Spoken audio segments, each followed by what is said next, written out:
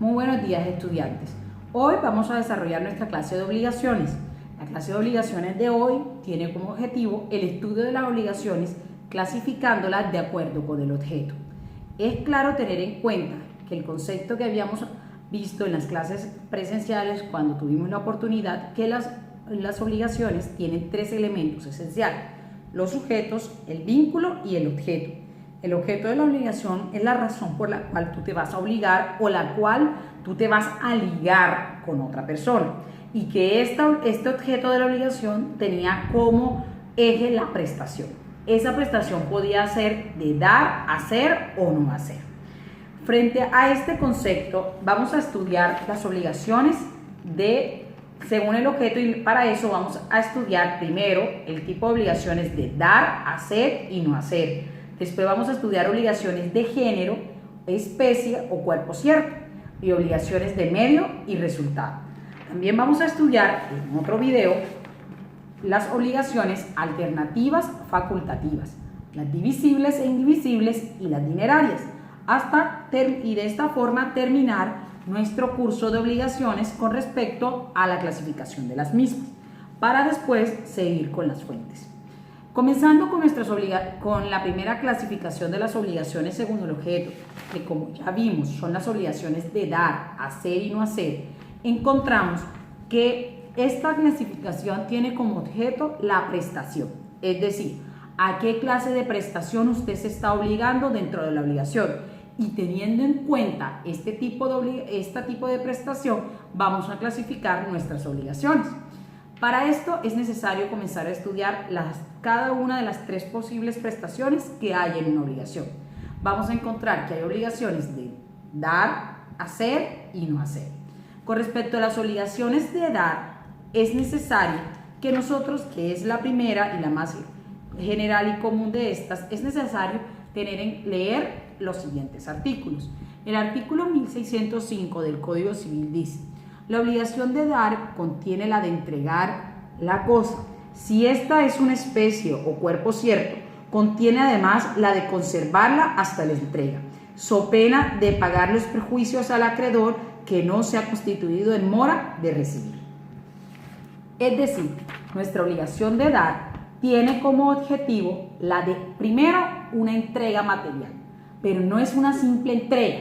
En esta entrega material tiene la de transferir el dominio. Es decir, el deudor se está obligando no solamente a entregar físicamente, corporalmente una cosa, sino a hacer una transferencia, una tradición de la cosa. Este tipo de obligaciones de dar son las que ustedes van a encontrar en contratos como el de la compraventa, la que tiene el vendedor frente al comprador. El vendedor tiene la obligación de transferir el dominio de una cosa al comprador. También la vamos a encontrar, por ejemplo, en los contratos de suministro, cuando el proveedor se encarga de suministrar transfiriendo el dominio de una cosa a su contraparte. También vamos a encontrar obligaciones de dar, por ejemplo, en los aportes a sociedades cuando estos son en especie. Yo transfiero el dominio de una cosa a una sociedad. También vamos a encontrar obligaciones de dar, por ejemplo, en el mutuo, porque yo tengo que hacer dueño al otro, de sacarlo de mi propiedad para convertirlo al otro. Estas son las obligaciones de dar. Entrego, pero no solamente materialmente o físicamente, sino que tengo que hacer el acto jurídico de la tradición, porque el objetivo es transferir el dominio. Pero como leímos nosotros en el artículo 1605, no solamente voy a transferir el dominio. Si la obligación de transferir el dominio recae, o de dar, recae sobre una cosa que es un cuerpo cierto o una especie, tengo que conservarlo hasta la entrega. Es decir, yo como deudor tengo que cuidarlo, actuar con la diligencia necesaria para que esa cosa se pueda entregar en perfecto estado en el momento de la entrega. Esto nos lo señala el artículo 1605. Pero no solamente este artículo, también nos vamos a encontrar que por esta última característica de conservarla hasta la entrega, están los artículos 1606 y 1607, que nos dice de la siguiente manera. 1606. La obligación de conservar la cosa se exige que se emplee en su custodia el debido cuidado. Cuando usted tiene una obligación de dar y lo que va a dar es un cuerpo cierto, esa obligación tiene usted que cumplirla conservando la cosa hasta la entrega con el debido cuidado, es decir, sin caer o incurrir en culpa. Eso porque a usted se le va a exigir toda la diligencia, toda la prudencia necesaria para poder hacer la transferencia. Esta obligación nos va a llevar a algo que se va a denominar la teoría del riesgo de la cosa de cuerpo cierto. Me permito explicarle porque es fundamental para la clase de contratos que ustedes verán el próximo semestre. La teoría del riesgo de la cosa de cuerpo cierto se divide de la siguiente manera.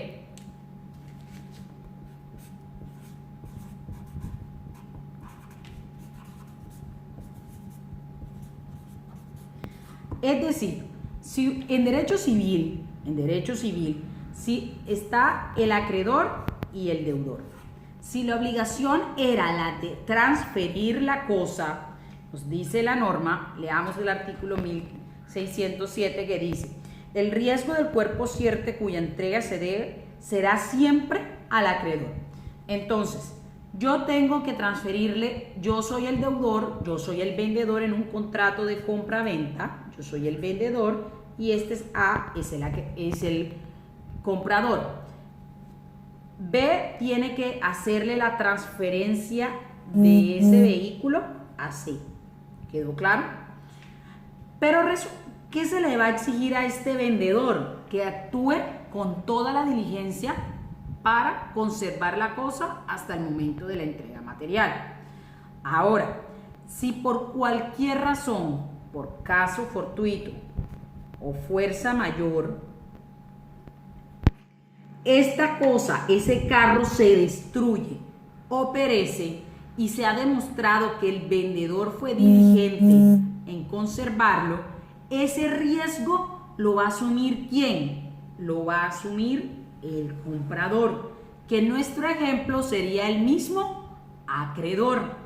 Entonces, si yo soy el vendedor y yo actúo con cuidado y por caso fortuito o fuerza mayor, ese carro se destruyó antes de la entrega, ese riesgo lo asume el comprador, que en nuestro ejemplo es el acreedor.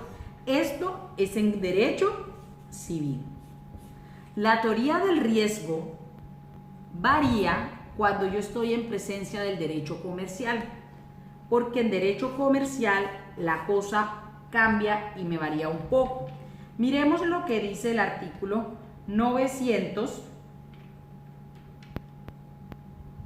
El artículo 929 nos dice de la siguiente manera: en la venta de un cuerpo cierto, el riesgo de la pérdida por fuerza mayor o caso fortuito ocurrido antes de la entrega corresponde al vendedor, salvo que el comprador se haya constituido en mora de recibirlo o la fuerza mayor o caso fortuito no lo hubiera destruido sin la mora del comprador. En este último caso deberá el comprador el precio íntegro de la cosa. Es decir, miremos aquí, en nuestro contrato de código de comercio, el comprador y el vendedor. El vendedor sería el deudor de nuestra obligación de dar, y el comprador sería nuestro acreedor en nuestra obligación de dar en la compraventa. Si por caso fortuito o fuerza mayor este señor no puede hacerle la entrega a este y se destruye la cosa, el riesgo lo está asumiendo ¿quién? El vendedor. Es contrario a lo que se plantea en derecho civil. ¿Por qué? Porque en el derecho civil se entiende, o el concepto de la entrega, de conservarlo hasta la entrega, se mezcla con un concepto de bienes, en el cual se consideraba o se va a la teoría francesa en el cual con el solo contrato sin necesidad de la entrega ya se hacía al comprador propietario, mientras que los comercialistas trataron de arreglar esto y dice, es que para poder transferir el dominio no solamente basta el acto de celebrar un contrato, sino también se requiere la entrega. Es decir, este todavía no ha hecho dueño a este, no ha transferido plenamente el dominio y por eso el riesgo lo debe asumir el vendedor. Esto es el punto más dispendioso que ustedes van a poder encontrar en la teoría del riesgo en las obligaciones de dar, porque en el Código de Comercio se tramita diferente en el Código Civil. En el Código Civil el riesgo lo asume ¿quién? Lo asume el acreedor, es decir, el comprador en nuestro ejemplo, mientras que en el riesgo de las cosas de cuerpo cierto, si se pierden por caso fortuito o fuerza mayor, con derecho comercial lo asume el deudor o vendedor. Esto porque para el derecho comercial todavía no se ha hecho la tradición completa, plena, aunque es un acto jurídico porque falta la entrega material.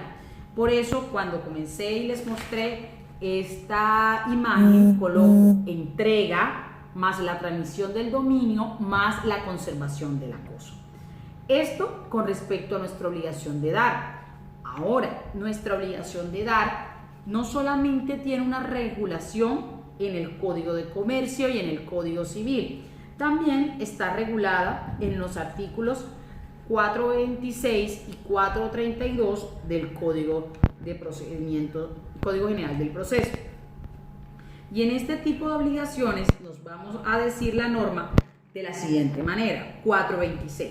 Si la obligación es de dar una especie mueble o bien de género distinta al dinero, el demandante podrá pedir conjuntamente con la entrega la ejecución que se extienda a los perjuicios moratorios desde la obligación que se hizo exigible hasta que la entrega se efectúe, por lo cual estimará bajo juramento su valor mensual si no figura en el título ejecutivo. Es decir, usted cuando va a iniciar un ejecutivo por una obligación de dar, porque a usted no le han transferido el dominio de algo que no sea dinero, sino por ejemplo de una casa en un contrato de compra-venta, usted no solamente va a exigir la entrega material y jurídica, usted va a poder pedir en esos procesos ejecutivos que también se le indemnice los perjuicios por la mora del deudor en la entrega de la cosa, es decir, en la tradición de la misma. Esas dos cosas se piden. Pido la tradición, que se efectúe el acto jurídico de tradición, de convertirme a mí en dueño, de hacerme a mí dueña, y que se me indemnice por el retardo en haberme constituido dueño. Continuamos nosotros ahora con la obligación de hacer, cuando la prestación es una obligación de hacer. Cuando la obligación es una prestación de hacer, es cualquier acción que el deudor se compromete menos transferir el dominio. Es decir, cuando solamente se compromete a la mera entrega y no transfiere el dominio, estamos hablando de una obligación de hacer. Ejemplo, en un contrato de arrendamiento, ¿qué se obliga el arrendador frente al arrendatario? A entregar el uso y goce, pero no el dominio. ¿Qué se obliga a alguien en un contrato de transporte? A llevar una carga del punto A al punto B. ¿Qué se obliga a alguien en un contrato de prestación de servicios profesionales? A prestar sus servicios de abogado, de contador, a una determinada persona. ¿Qué se obliga un colegio para con unos padres de familia? A prestar servicios educativos. ¿Qué se obliga Concel, Claro, Tigo, Movistar, cualquiera de estas empresas de telefonía con sus usuarios? A prestar y dar un servicio telefónico de soporte de Wi-Fi o de minutos o línea de datos. ¿Qué se obliga ¿A qué se obliga usted en un contrato de depósito? Pues a guardar y a cuidar las cosas por el tiempo que ha pactado. Fíjense que todos estos son actividades, cualquier acción, pero nunca va a implicar la transferencia de dominio. Nosotros no vamos a encontrar una manera clara o expresa esta obligación en el código, pero sí vamos a encontrar qué pasa cuando yo caigo en mora en esas obligaciones de dar. Y vamos a mirar el artículo 6.10 y nos dice de la siguiente manera: si la obligación es de hacer, el deudor se constituye en mora, podrá el acreedor junto con la indemnización en mora pedir junto con la indemnización de mora cualquiera de estas tres cosas a elección suya. Primero, que se apremie al deudor a la ejecución del hecho convenido. Ahí quedamos claro, y con esta primera inciso del artículo 10, que en la obligación de dar usted tiene que ejecutar algo, tiene que hacer un hecho, tiene que generar una acción, diferente a la de transmitir el dominio. Ahora, la segunda, que se autorice al mismo, es decir, al acreedor, a hacer lo ejecutado por un tercero a expensas del deudor. Es decir, en este tipo de obligaciones yo le puedo decir: mire, señor juez, este sultano no ha cumplido, no me ha pintado la casa que yo lo contraté para que me pintara. Por favor, permítame a mí buscar a un tercero para que pinte la casa, que ese fue el contrato, y que este deudor sea el que le pague. ¿Quedó claro? Y la tercera, que se indemnice los perjuicios resultantes de la infracción del contrato. Regresemos a nuestro ejemplo de prestación de servicio con el del pintor. Yo le puedo pedir al decirle al juez: señor juez, exhorte al pintor a que me pinte la casa, porque es un hecho que él tiene que hacer. Segundo, si este señor no me la pinta en un determinado tiempo, usted permítame a mí buscar a un tercero para que me pinte la casa a costa del señor y yo después ejecutarlo dinerariamente. Y tercero, indemníceme porque me ha causado perjuicios por no haber cumplido el contrato. Eso lo vemos con respecto a nuestras obligaciones de hacer. Estas obligaciones de hacer también las van a encontrar ustedes en el Código General del Proceso, en los artículos 426, inciso segundo, y en el artículo 433 del Código General del Proceso. Allí se van a dar cuenta que el juez en su mandamiento de pago en su mandamiento ejecutivo lo va primero a exhortar y le da un tiempo. Y le va a advertir que en caso de que él no cumpla a este deudor, se le ordenará a otro que lo haga a nombre de él.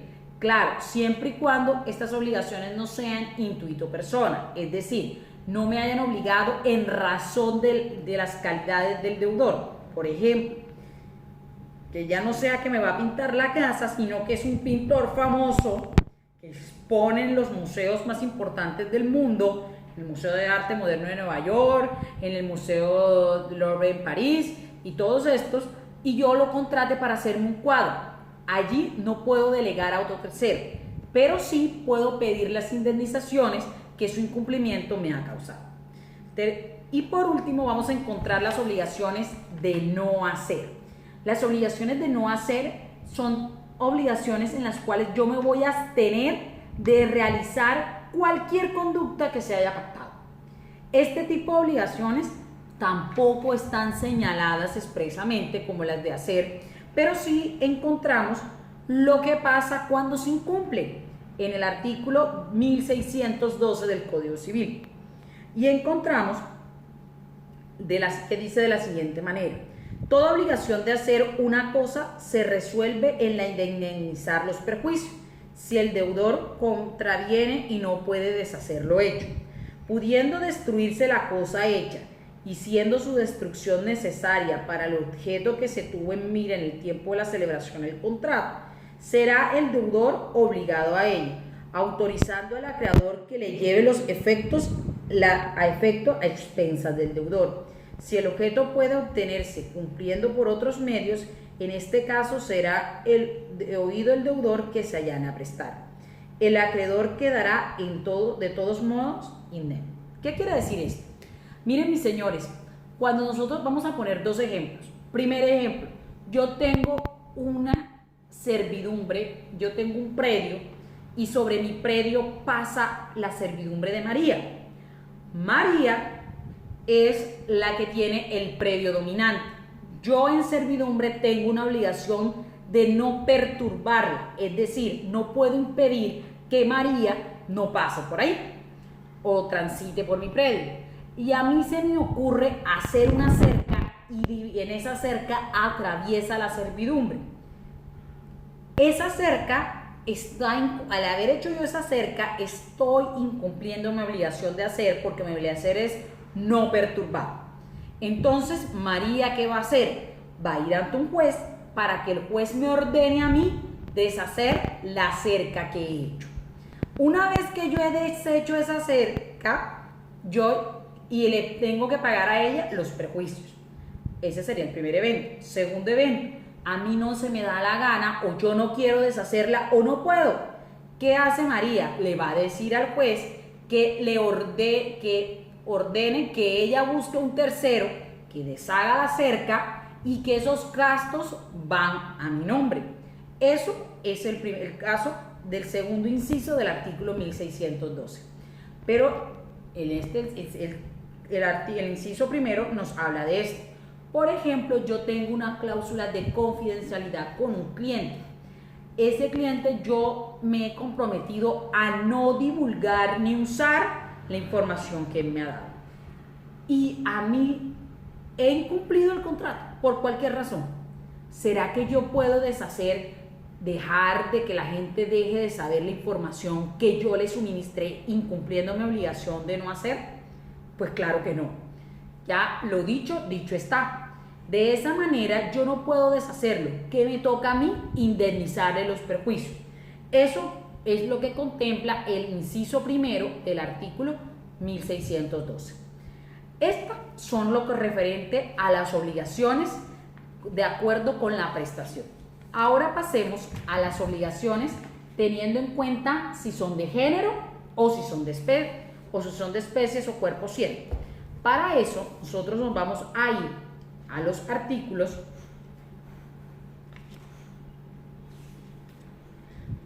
1565 a 1567. Primero que todo, antes de iniciar este estudio, es necesario definir qué es el género. El género es un conjunto de características que son similares en varios individuos o cosas. Por ejemplo, cuando cerremos los ojos en un momento y pensemos en la palabra silla, a ustedes se les vendrá la imagen a su cabeza de un espaldar, un asiento y cuatro patas, porque así nos abstraemos ese concepto de silla. O si hablamos de mesa, hablamos de una base y hablamos de cuatro patas. Eso se nos vienen los conceptos, son características generales a varias cosas. Igual cuando yo les menciono a ustedes la palabra nevera o estufa, ustedes se imaginarán un artefacto eléctrico conectado donde se puede refrigerar las cosas. Tienen características comunes. Habrá unas más altas, habrá unas más bajas, habrá unas más anchas, otras más angostas, unas no frost, unas con escarcha, en fin. Son diferentes características cuando a ustedes se les puede venir nevera, pero el concepto de nevera es el mismo para todos. Entonces, eso es un género, el conjunto de individuos que comparten las mismas características comunes. Entonces, vamos a mirar las obligaciones según el género. Y de esta vamos a hablar del artículo 1565, que nos dice: las obligaciones de género son aquellas que se debe indeterminadamente un individuo de una clase o género determinado. Es decir, cuando yo te debo a ti una nevera, te debo una clase de nevera indeterminada. Te puedo deber una nevera de referencia 1, 2, 3, 4 de la marca SET, por ejemplo, o de la marca Mave. Esas son cuántas neveras de referencia 1, 2, 3 de la marca SET hay. Miles, porque hicieron un número de serie, con ese número de serie hicieron miles de neveras. O si yo te digo que te debo a ti, por ejemplo, una estufa de 4 fogones marca ACET con referencia 4, 5, 6, 7. Esos son miles de estufas porque salieron con esa referencia. Entonces, yo te debo a ti indistintamente cualquier estufa de esa referencia 4, 5, 6, 7, de 4 fogones de la marca ACET. Cualquiera, indistintamente. Esta es mi obligación. Fíjense que yo estoy haciendo un género bastante específico. Estoy dando una referencia, estoy dando unas características y una marca. Sin embargo, no me estoy refiriendo a un individuo en particular o a un objeto individualizado frente a los demás.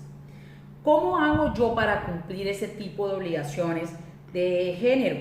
Yo voy a deber cualquier individuo de ese tipo de obligaciones que cumpla con las características que yo señalé en la obligación. No voy a deber ni el mayor ni el menor.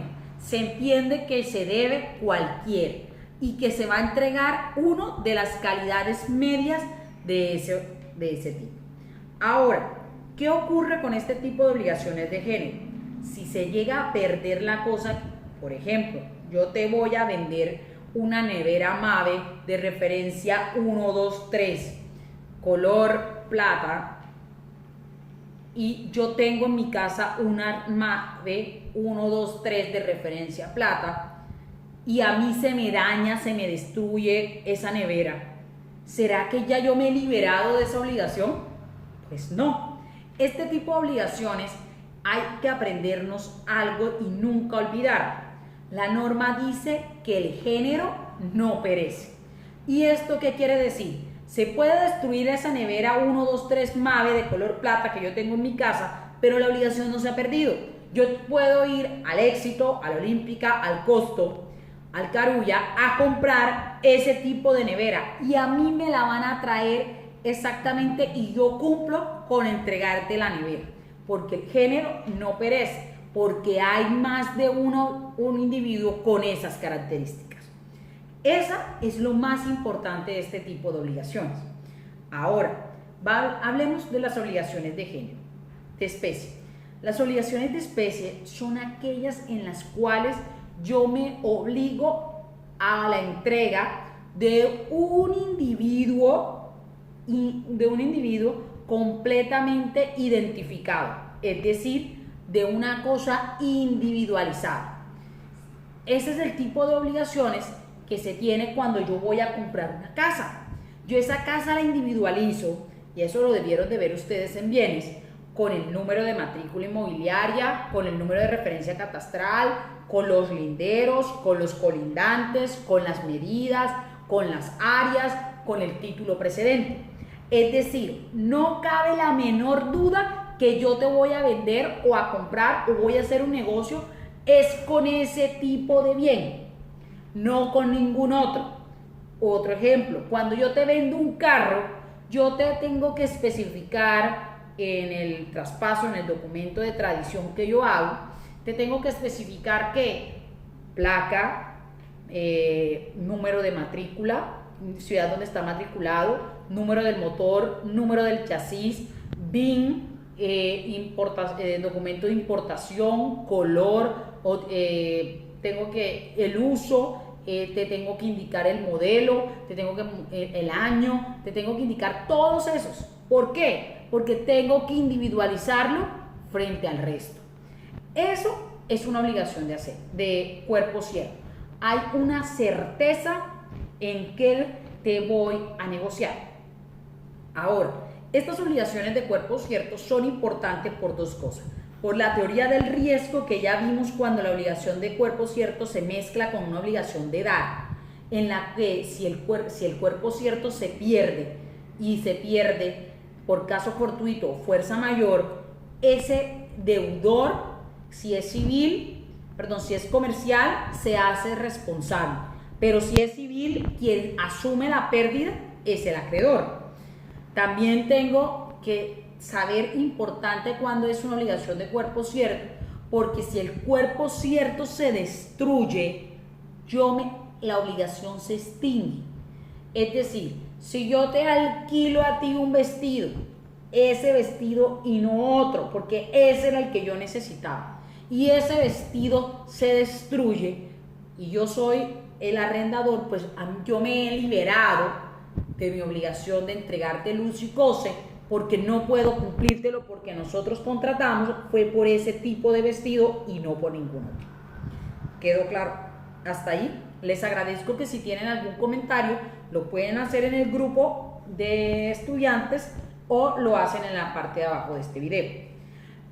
Ahora, pasemos a las obligaciones de medio y resultado. Este tipo de obligaciones, ya ustedes debieron de haberla leído, son obligaciones que no tienen un respaldo legal en Colombia.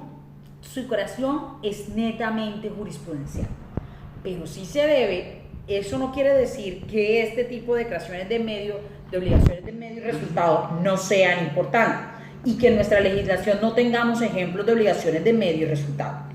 Las obligaciones de medio y resultado tienen como característica inicial en que unas aseguran un resultado esperado, que son las de resultado, y en las de medio lo que te van a asegurar a ti no es ese resultado que tú deseas, sino que el deudor se va a comprometer a actuar de la manera más diligente, más consciente, con la preparación, va a poner todo su esfuerzo en la obtención de ese resultado, sin llegar a garantizar que sea el favorable frente al acreedor.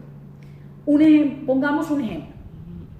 En el Código de Comercio se nos dice que el transportador se obliga a llevar a los pasajeros sanos y salvos al lugar de destino. Es decir, la obligación que yo tengo como transportador es una obligación de resultado, porque yo me voy a obligar ¿a qué? A llevar al pasajero sano y salvo. A mí se me exige como transportador que el resultado sea entregar o llevar a la persona en las mismas condiciones que la que se embarcó en el transporte. Esa es una obligación de resultado. Fíjense que el objeto de esta obligación es garantizarle al acreedor que el resultado final, que el fin de esa obligación se va a cumplir 100% a cabalidad. Mientras que en las obligaciones de medio, lo que yo me voy a obligar como deudor es actuar con la diligencia, con la pericia, con la experticia, con la diligencia, con la prudencia que se me va a exigir para yo cumplir, como el caso de nosotros los abogados. Nosotros los abogados tenemos una obligación de medio.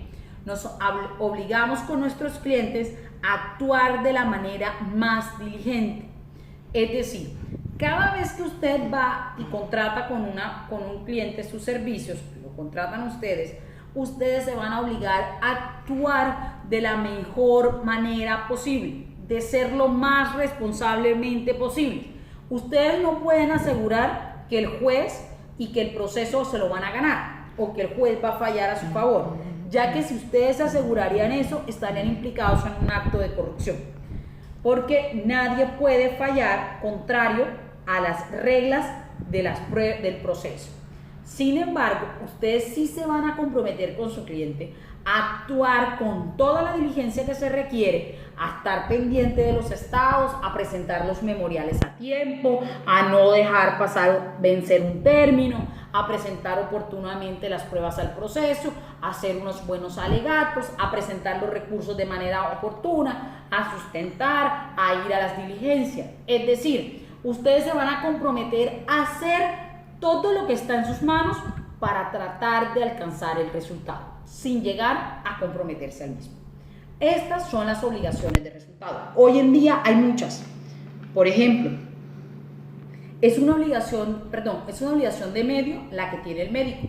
El médico no se puede asegurarlo a usted, a menos que sea un cirujano plástico y usted le diga, quiero que me deje la nariz como este actor de televisión, y el cirujano se comprometa a dejarle la nariz como el actor de televisión, o un odontólogo que le muestre a usted cómo le va a quedar un diseño de sonrisa y se compromete a ese resultado, Pero los demás médicos, las demás áreas, por ejemplo, la anestesiología, un internista, un cardiólogo, un pediatra, ellos se comprometen a actuar de la manera más diligentemente posible para que usted salga de la crisis, pero nunca a que usted va a recuperar el 100% la salud, porque eso no depende de él. Esas circunstancias de éxito o de obtención de resultado no están en las manos de ese profesional.